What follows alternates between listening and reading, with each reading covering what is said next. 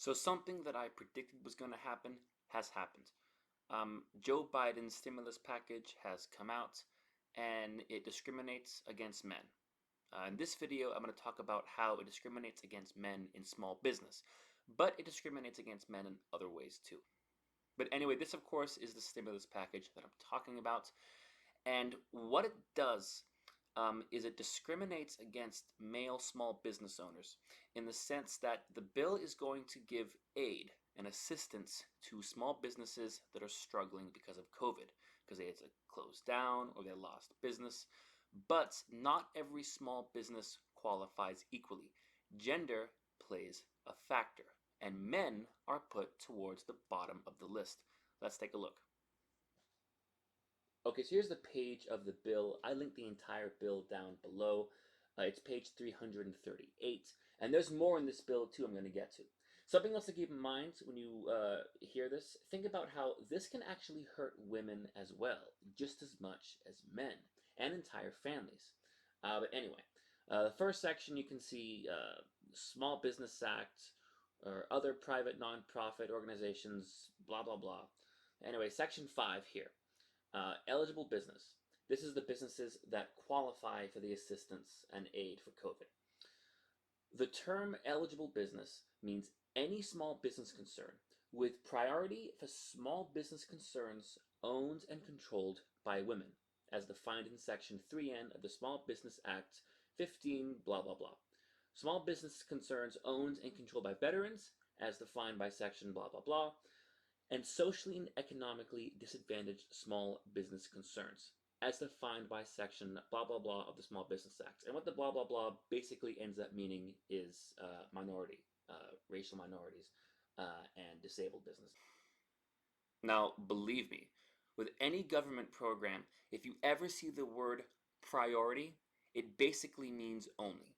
Because any big government program always runs short of resources and never completes 100%. So whoever's priority pretty much means the only people who are going to get it. So if you are a male business, you automatically have points against you, so much so that you might never see that aid. Now, if you are a minority man, if you're black, Hispanic, Asian, if you're a minority male business owner in the United States, yeah, maybe you'll be one of those people that qualify, but you might be behind a white woman just because she's a female. Now, the question is it really fair that if you happen to be born a male, that you automatically don't get aid for that small business? Now, feminists might say, well, this is fair because of male privilege, and a male small business owner has an automatic privilege just for being male. Now, first of all, if you've seen this channel, and if you listen to really anything MRAs say, we've been trying to argue that for years now. Statistics show that males are no longer the privileged economic gender in the United States. Statistically, men are less likely to go to college, less likely to be employed, more likely to be homeless, and more likely to be in prison. There are less scholarships for men, and there are less loans for men. Men are less likely to own a home, less likely to buy their own car, and men, pretty much by every socioeconomic marker, are behind now. And I've done videos on this pretty much for the last 2 years. I did a series called The Young Male Crisis, which I'll link below. But here's the thing. Here's the problem with these kind of abstract feminist theories and ideologies and ideas like male privilege. It's just that. They're abstract. They're vague. Like, does it really apply to the real world? Like, imagine a small business that happens to be owned by a man. And let's say he's a husband and he has kids. And that small business, whatever it was really ravaged by COVID, and they lost all their business and they basically had to close. Now they are on the brink of bankruptcy. They're starving. They're only eating one meal a day. Somehow being male does not magically fix his business. It doesn't magically give him food. It doesn't magically give him money.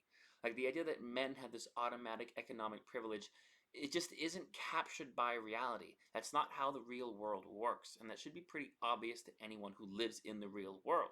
People are not automatically getting money or checks or help or some kind of magical social assistance just because they happen to be men. And there are millions of men with individual circumstances that makes them disadvantaged. And anybody can be hurt by something like a COVID pandemic. Anybody's business can suffer and close down. And if that individual male business is suffering and doesn't have any money and they're going bankrupt, then that's what's happening to them. So what sense does it make for the government not to help them? But here's something else to consider as well. Imagine you have a man and his wife and kids, and that man owns a business. If he doesn't get that assistance, the wife and kids will suffer too. Now imagine it's a woman-owned small business. There's a wife and a husband and two kids, and it's the wife, it's the woman who owns the business. She would get assistance just because she is a woman. But think about that. You have two families of four, a husband and wife and two kids, and a husband and wife and two kids. Business A and Business B. Business A gets help. Business B does not. Why? Because in Business B, it happens to be the wife that's the business owner, and in Business B, it happens to be the husband. Does that really make any sense? Now, I've always said that this is not a political channel, and I do not want it to be a political channel, unless something happens in politics that directly affects men or has direct implications on gender equality and discrimination. In this case, it does. Therefore, I'm going to be talking about it. And I know it's not totally accurate to say this is Joe Biden's bill because it's more of the Democratic bill. And I'm kind of reluctant to make videos about how I think the new Biden administration and the Democrats are going to be discriminatory against men, because I don't want people to see the men's rights movement as like an anti-democrat, pro-Republican kind of party, because the men's rights movement is not a right-wing or conservative movement. However, I do think that the Democratic Party today does have a lot of undue influence from the sort of radical feminist, progressive, leftist kind of sphere of politics. Not that I'm against left-wing politics, but if you've seen my channel and my videos in the past, you know what I mean when I say I think there's kind of a toxic and disingenuous element embedded in a lot of the social justice movements, like radical feminism, that we see today.